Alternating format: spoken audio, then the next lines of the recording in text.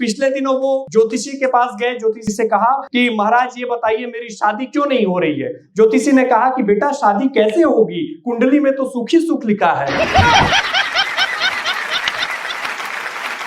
पिछले दिनों मैं एक कवि सम्मेलन में गया हुआ था, तो वहां कुछ लोग ऐसे करके बैठे हुए थे, ताली नहीं बजा रहे थे। तो मैंने पास में खड़े एक संत से पूछा कि महाराज ये बताइए जब हम कवि सम्मेलन में जाते हैं तो वहां कुछ लोग ताली बजाते हैं, ताली बजाने से होता क्या है। तो उन्होंने बोला कि जो कवि सम्मेलन में ताली बजाता है उसके सारे दुख सारे पाप दूर हो जाते हैं। तो मैंने बोला कि महाराज जब सारे दुख सारे पाप दूर हो जाते हैं तो वो जाते कहाँ हैं। तो उन्होंने कहा जो कवि सम्मेलन में ताली नहीं बजाता है।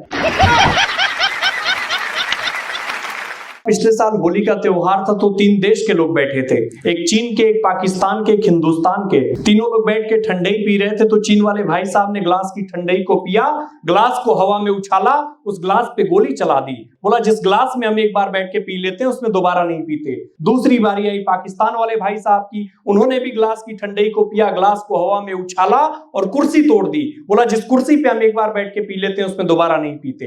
तीसरी बारी आई हिंदुस्तान के भाई साहब की, उसमें से भी प्रयागराज के भाई साहब थे, उन्होंने भी ग्लास की ठंडई को पिया, ग्लास को हवा में उछाला और उन दोनों को गोली मार दी। बोला जिसके साथ हम एक बार बैठ के पी लेते हैं उसके साथ दोबारा नहीं पीते।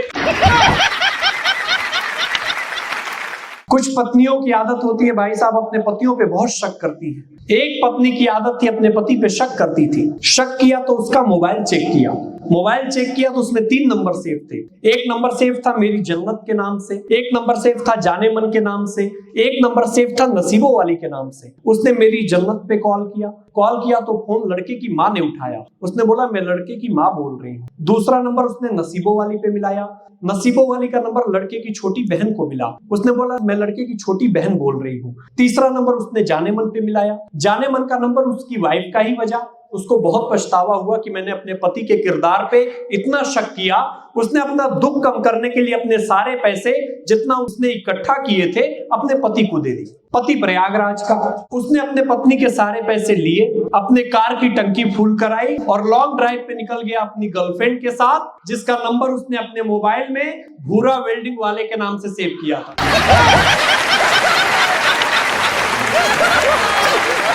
पिछले दिनों एक एसपी साहब थे, एसपी भवानी सिंह, अपने बच्चे को समझा रहे थे कि बेटा कहीं भी जाया करो तो लोगों से बताया करो कि तुम एसपी भवानी सिंह के लड़के हो, ताकि दूसरे लोगों में तुम्हारे लिए रौब पैदा हो। लेकिन उनकी माँ को यह बात अच्छी नहीं लगी, तो उन्होंने ऐसा करने से बेटे को मना कर दिया कि अगर वो बताएगा एसपी साहब का लड़का है तो इसके में घमंड आएगा। अब एक दिन मेहमान विशाल भैया एसपी साहब के घर आ गए, तो एक मेहमान ने पूछा कि बेटा ये बताओ क्या तुम एसपी भवानी सिंह के लड़के हो।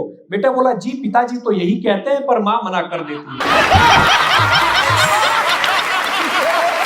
बच्चे ने पिताजी से पूछा कि पिताजी ये बताइए भगवान श्री राम इसलिए पूजे गए त्रेता में कि वो अपने पिता दशरथ की बात माने थे। भक्त प्रहलाद सतयुग में इसलिए पूजे गए क्योंकि उन्होंने अपने पिता की बात नहीं मानी थी। अब पापा ये बताइए कि मैं आपकी बात मानूं या ना मानूं। पिताजी बोले कि देखो बेटा ये कलयुग है, हमारे और तुम्हारे लिए सबसे अच्छा यही रहेगा कि हम दोनों अपनी माता जी की बात मानें, वरना हम दोनों पूजे जाएंगे।